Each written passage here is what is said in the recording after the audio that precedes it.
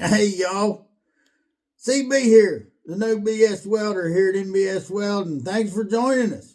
Uh, Taking it easy here with Dune. I just got me something to eat. It was one of them days. My first appointment today wasn't till noon, and that made it where it's a morning where I was able to go to the gym and spend a little bit more time in there than normal. So my workout was 3 hours this morning. I left there and barely could lift my water cup to get a drink of water. I really put one in, and it reminded me back whenever I used to drink. If I had one of them days where I knew I was going to get a late start or it was an easy day, I'd take advantage of it and I'd say, "Well, I'm getting trashed." And back when I drank, if I had that opportunity, I'd drink till I had myself in the kind of shape I could hide my own damn Easter eggs. That was stupid.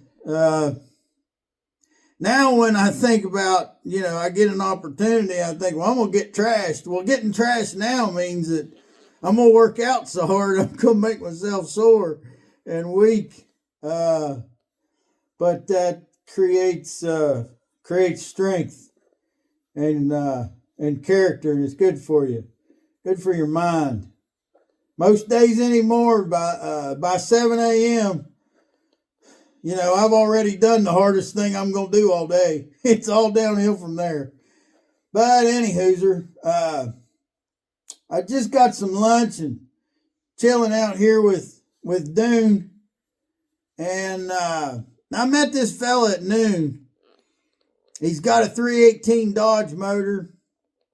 Got bolts broke off in it, and when he first got a hold of me, what he was asking was, he said, "I got bolts broke off. I can't bolt the motor mounts on this motor. Could you weld the motor mounts onto the engine block and make it whole?" Well, whether I could or whether I couldn't, I say, I don't think that'd be the right way to go about fixing your problem. I'd say we need to put in a good effort trying to extract those bolts so you can bolt that motor mount on there, in the fashion where it would normally be done. Let's get into the shop and see what we can do to take care of that problem. I've had enough resting out and move my arms again, and let's see what we can do.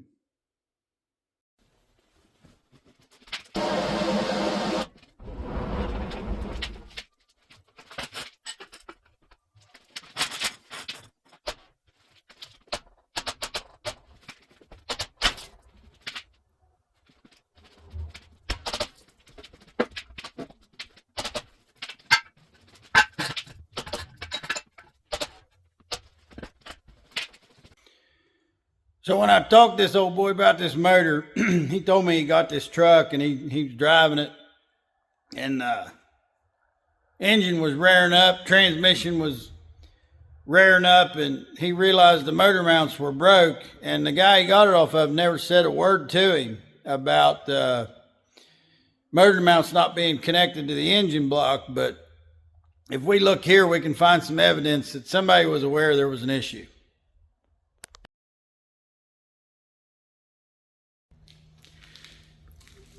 This is a case where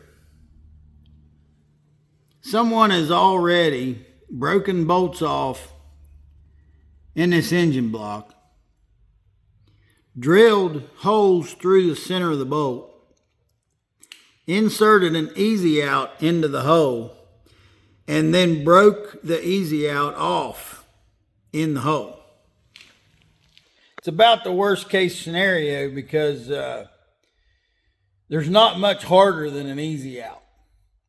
Once you've got an easy out stuck in a hole, it's hard to drill out the easy out. Can't say it can't be done. I've heard about people doing it with certain types of masonry bits and special bits and stuff, but being a welder, my answer to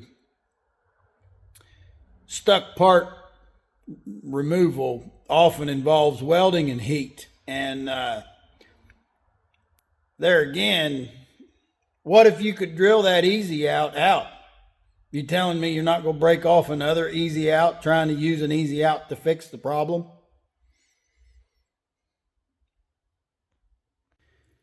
Right here's where I'm going to start. And the first two things we're going to do with regards to drilling don't have anything to do with drilling out that easy out. What we want to do is make sure that there's no metal in the way from extracting the bolt that's broke off into threads. And the way we're going to have to do that, I'm going to be using these drills as grinders pretty much. I'm just going to run in this cheap 1/2-inch bit enough to clean out anything that may be smudged over that bolt, preventing it from being extracted. I'm just going to be cleaning the outer edge of the hole. Now this bit right here, I don't know if we'll have to use it or not. But the Black & Decker pilot point like this, it can do special stuff because it can make the outer area of that completely flat. And that would definitely get everything out of the way. I don't know if we need to use that pilot point bit or not. And if we have to, we will. But the thing to keep in mind, that 1/2-inch pilot point bit costs $22 if you want the one that goes in the impact gun. And, you know, if you put it up against this cast iron engine block and an easy out and a broken bolt, you're probably going to ruin it. It's going to be done for by the end of this job. Now, it's worth spending the $22 if that's what it takes to get these bolts out. We're going to do it, but we might not have to. Remains to be seen.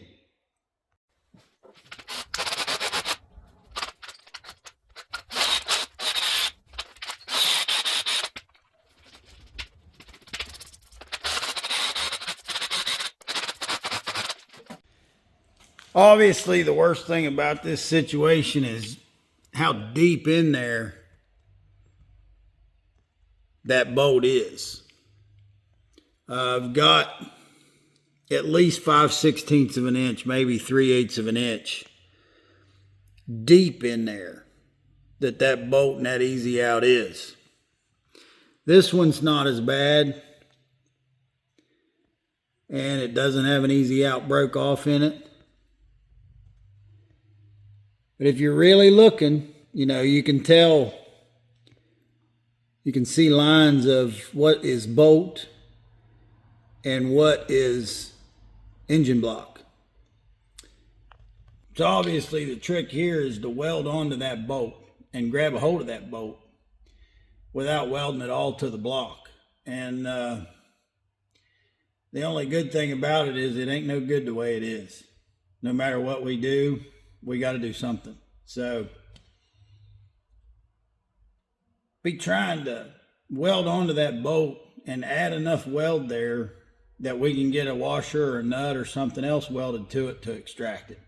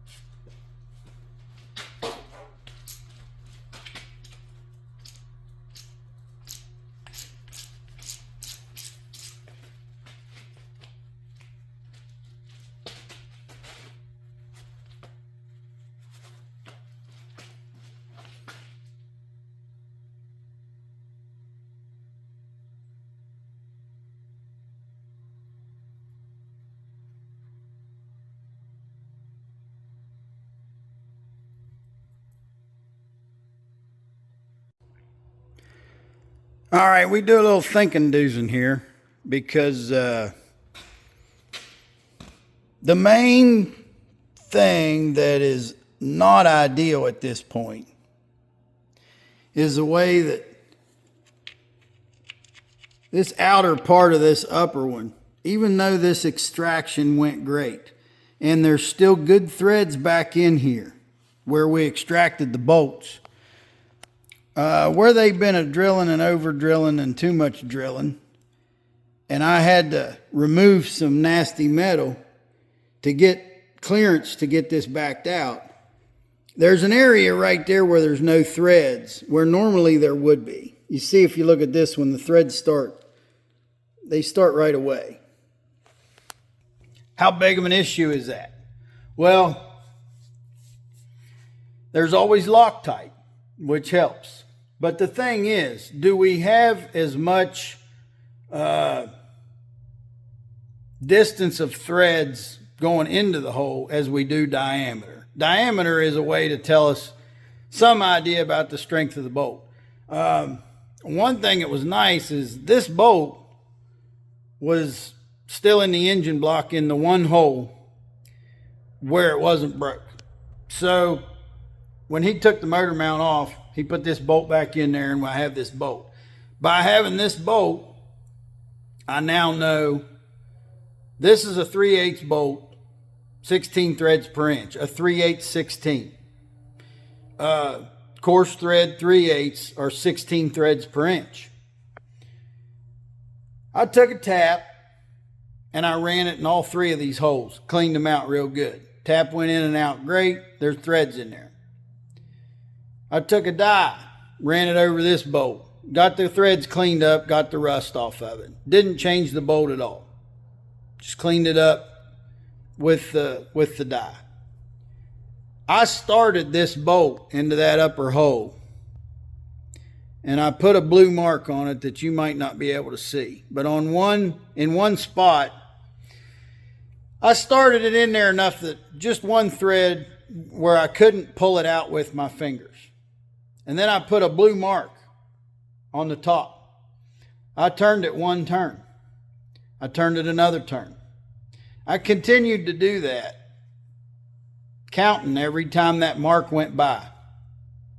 By the time this bolt bottomed out, I had turned it 6.5 times. If this is a 3/8 16 thread we got, that's 16 threads per inch, 8 threads per half inch, 4 threads per quarter inch. And at 6.5, that is more than 3/8 of threads. So in my mind, this will work. It's not ideal, but look how much better this is than when we started. We had one bolt and one threaded hole. Now we got 3 threaded holes, and just one of the threaded holes, which is the one on top that matters probably the least, is lacking a little bit of its exterior thread, but down inside of there, plenty of thread. I'm saying if you take a 3/8 inch bolt and you've threaded it in past 3/8 of an inch of thread, about like having a nut on it, but if that's Loctited, it's going to be fine. We're not going to mess with this side anymore. Let's flip it around. He's got a one bolt broke off in the other side, and he was saying that if he could bolt it together with 2 bolts on each side, he'd be happy. We're going to try and get him 3 bolts on each side. Let's get to that other side and see if we can do another successful extraction. So far, so good. Can't stop now.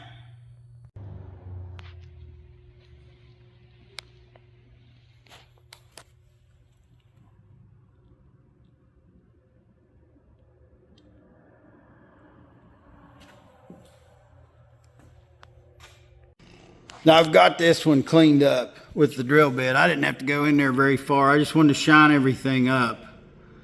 And, I wouldn't be dealing with welding right over real dirty steel. But another thing I want to mention here that's quite odd, I saw right away how these threads look so much different. And I noticed when I was taking the bolts out, yeah, instead of a standard size socket, I had to get a metric. To get this one out, I had to get a 15 millimeter. And so I looked at the bolts and, went through my tap and die set, and this side is metric. This is a 10 millimeter, 1.5 thread. And it's a 3/8 16 in the other side. And there's no helicoils. I mean, it's looking like it came that way. I don't know. But either way, there's a busted bolt, broke off in the block, and we're going to get it out of there. Or at least try. Let's go for it.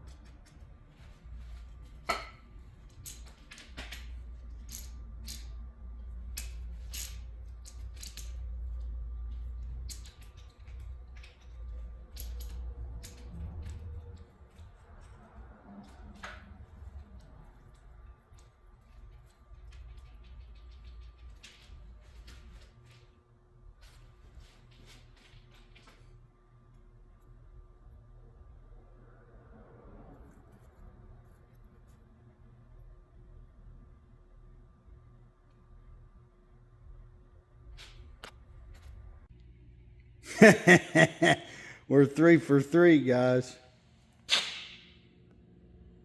That's beautiful. Good threads all the way around on the motor mount thing. So here's something that I noticed.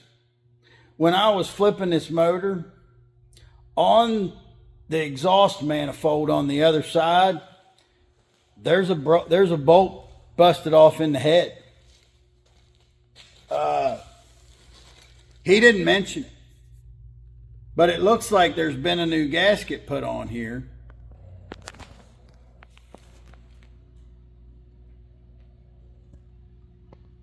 See, that looks like a new gasket, recent. Somebody's had this off recently. But I looked in that hole right there because I didn't see a bolt head. There's a bolt busted off in that head. We'll be working on this with the motor on the floor, and that's really because the chain was connected to the exhaust manifold, and we had to take the exhaust manifold off. And there's some really important stuff I want to explain to you what's going on here. These head ports, the two that are kind of further away from where I'm going to be welding, I've sealed those off with double duct tape. The one next to where I'm going to be welding, I've sealed off with triple duct tape. And this one right here is going to get sealed off with duct tape, but it also, as an extra super precaution, I've taken a clean rag, I've stuffed it into that port, into that exhaust port, as deep as I could with a screwdriver, and I soaked it with water. I'm going to trim that off flush with my razor knife and then seal it with duct tape. The duct tape may burn, but the rag, and the rag being wet, is going to be a second line of defense. So what's this all about? Listen, if you do this and you do anything metalworking near an intake or exhaust port, you got to realize that if you get a hot ball, a metal piece, or something down in there, there's a set of valves in there, and those valves are right above your cylinder. Now, if a hot ball gets between the valve and the head, you're gonna ruin that. You're gonna probably ruin the head, the valve, who knows what. If a piece of metal gets down into the cylinder, it could damage the head, it could damage the cylinder, it could damage the piston. We could destroy this engine by trying to extract this bolt if we get a piece of metal down in one of these exhaust ports. You absolutely cannot let it happen. It's one of them things, like, you know, some guys would just jump over here and pull that manifold off and weld a nut on this bolt and get the bolt out and be jumping for joy and not realize that he just destroyed the guy's engine. And if you don't tell the guy, he might not even ever know what happened. He might just, put all the work into getting this thing running and put the engine back in the truck, fire it up, and cylinder's dead. He finds out on his dead cylinder that valve won't seal and doesn't know what the hell's going on, when actually a piece of metal got between that valve and that cylinder head, destroyed the seal there and ruined the engine. So we're not going to do that. We're going to do everything we can. And I didn't film taping what I've taped so far, but I'm going to shoot video from here on out, and I'm going to show you how I'm going to razor off what's remaining of the rag. We'll dry it up we'll dry the steel off, cover it up, and then we'll go on to welding our nut on and see if we can get this bolt out. Let's do it.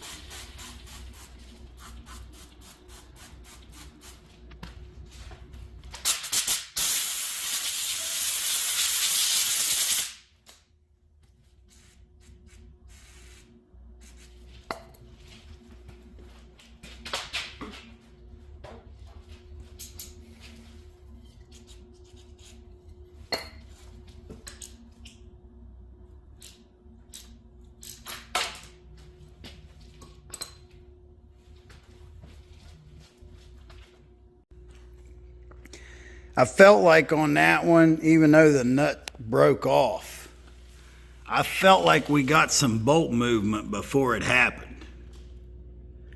So there's a chance that a piece of my weld may have hit, had a pointed spot or something. I want to see if I can find that nut.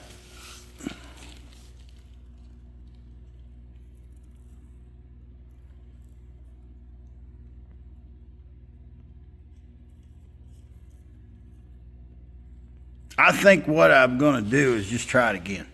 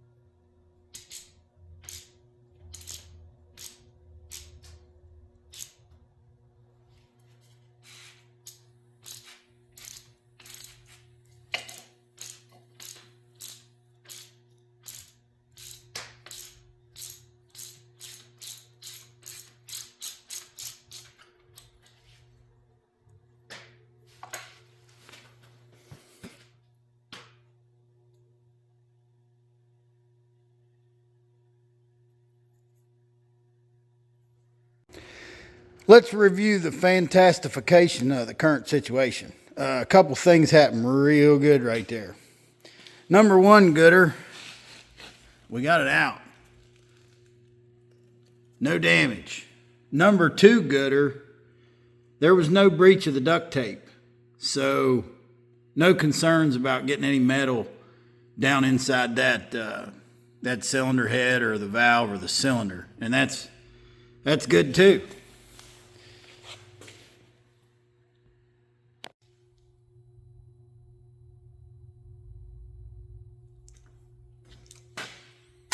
Customer wanted 2 bolts extracted from that to get that motor mount on there. We got 4 bolts extracted. He didn't mention the one about the exhaust manifold there, but hey, we got that out of there and that's great. No damage done. We'll put that back together and it's going to be fine. I'm just going to kind of review a little bit of the technique. I mean, I know you saw what I did, but I guess I'll say why.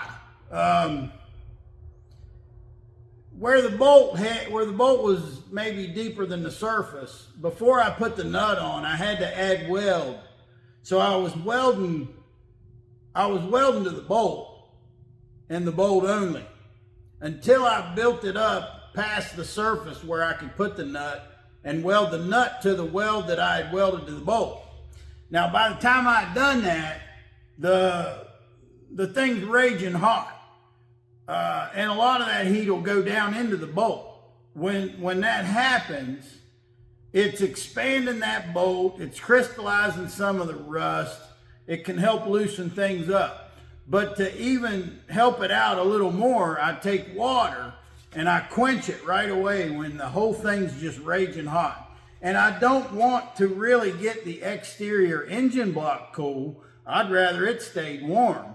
But I'm trying to get the nut and the bolt cooled down with the water super fast. And the reason I'm doing that is to make it shrink. If you take a piece of steel and heat it, it expands. But the faster you cool it down, the faster it shrinks. So if you've heated up and cooled it down and it made that movement inside of there, sometimes that can break a stuck thread loose for you. Now, I didn't want the water there after I had gotten it cooled down, so I used compressed air to blow the water away, and then I used Aerocroil. And you don't have to use Aerocroil. The regular Croil can be put in a spray bottle and sprayed. I usually do it that way. I did have some of these in aerosol cans, so it's the same Croil. But this is Kroil.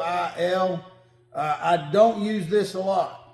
More often than not, for a penetrating oil on a day-to-day stuff, I use my homemade Ed's Red, which is a combination of transmission fluid, kerosene, and mineral spirits. If you want it a little bit hotter, you can put some acetone in it. But if you make Ed's Red with acetone, remember, keep it away from plastic and fiber stuff, because acetone will eat some of that stuff up. So if you're working with something that's got rubber or plastic or fiberglass, no acetone. The kerosene, mineral spirits, and transmission fluid, Ed's Red, works great. It's not super chemically hot like when you add acetone to it, and it's pretty harmless. Now, Croil, in this case Aerocroil, this is just called Aerocroil because it's in an aerosol can to squirt it. This is probably more expensive than it needs to be. You're probably better off to buy the gallon jug of Croil and just put it in a spray bottle like this. But anyway, Croil is different. This is harmless to everything. And that's kind of nice. If you're working around any plastic or rubber or fiberglass or carbon fiber, any of these things that might be, on certain parts that you're working on, Croil is harmless to all those things. And if you need a really good penetrating oil and lubricant, Croil's a good choice if you're working around that stuff. Now, this is way more expensive than Ed's Red, and it's very much different than other penetrating oils. PB Blaster works great on a lot of stuff, but you got to remember, PB Blaster is something that it's kind of chemically hot too. If you get it on certain foams or plastics, it'll mess that stuff up. I wouldn't want PB Blaster on plastic and rubber and stuff like that, and a Croil's fine. Now, when I say that Croil is totally different, the way this works as a penetrating oil is not because of its chemicals that go in there and eat stuff up like some penetrating oils. The way Croil works is the Croil molecule, it's the smallest molecule on the planet. So it fits in between things that other things won't fit in between. And in a case with a stuck thread, if you can get just a little bit of Croil to go in between those two pieces of metal, you can loosen it up. Now, on the first 3 studs, bolts, broken bolts that I extracted, I could tell by the way they felt that they just backed right out. Then we tried that bolt there in the cylinder head, and I snapped one of my welds off. I think there's a couple things can happen there. Sometimes the bolt's just more stuck and it's going to take another try. Other times you might get a piece of your weld that's shaped in a way that's kind of sharp, and it comes around in there and jams against the metal, and it just won't let it turn, and it snaps off because of that. I was extra cautious on the second round when I was working on the extraction on the cylinder head. And the way I went about doing that is, instead of just trying to back it out, I backed it out a little bit. I put some more Kroll, and I went in. And I went in and out, in and out, in and out. Just when it went easy, I went easy, in and out. And as I came out, I just went a little more and maybe hit it with the oil again. And that's a technique that works. So, big success. I'll put this thing back together. I got a mess to clean up. I'll get a hold of the guy and tell him to come and get it. I want to thank y'all for watching. And remember, just like I always say, learn how to work with what you got. That way you always have everything you need.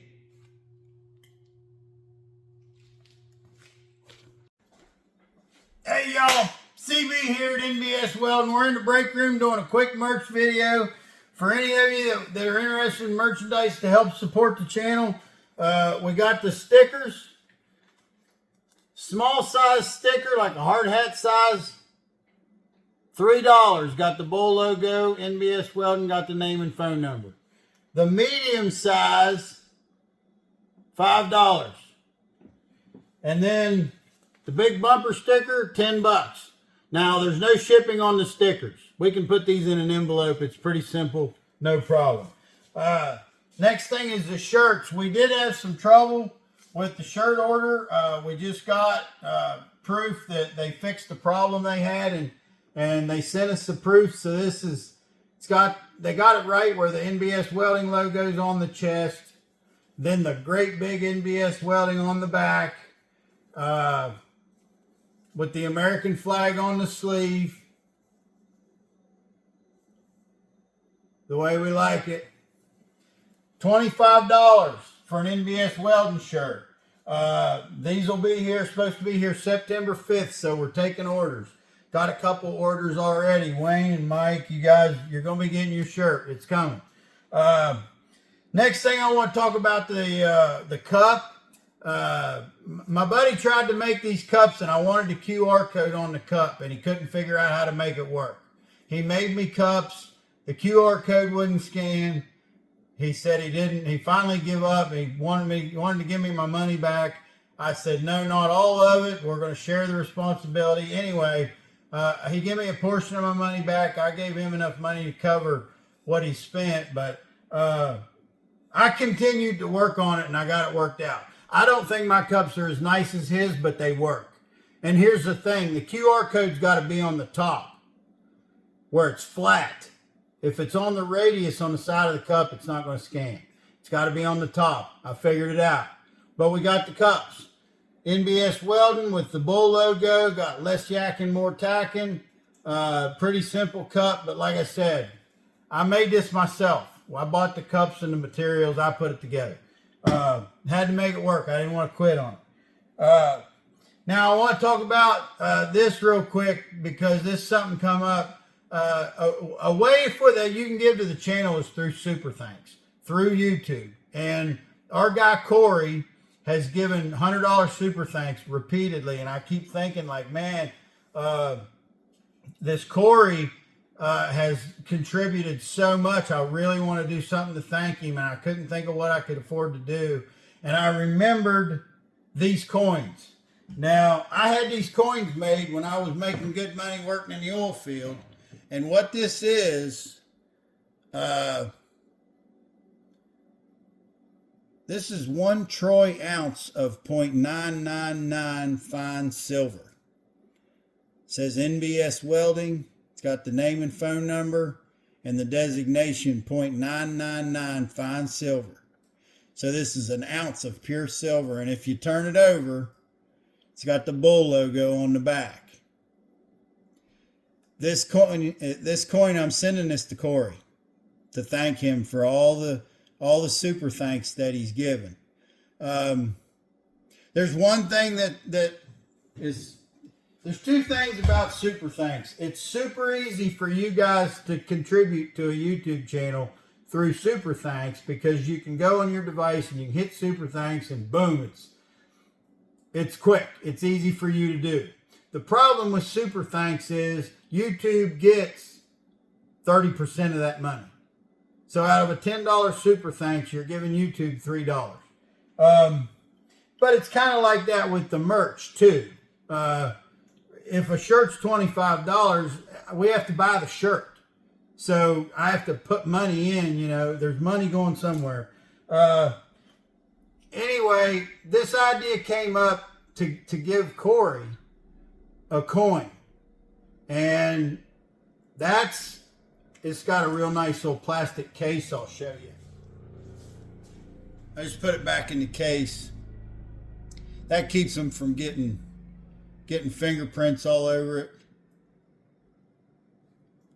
Here's the thing. When I got the idea that I was going to give Corey the coin, I wanted to offer it to everyone. So if you're interested in a coin, $50. Send Tina an email.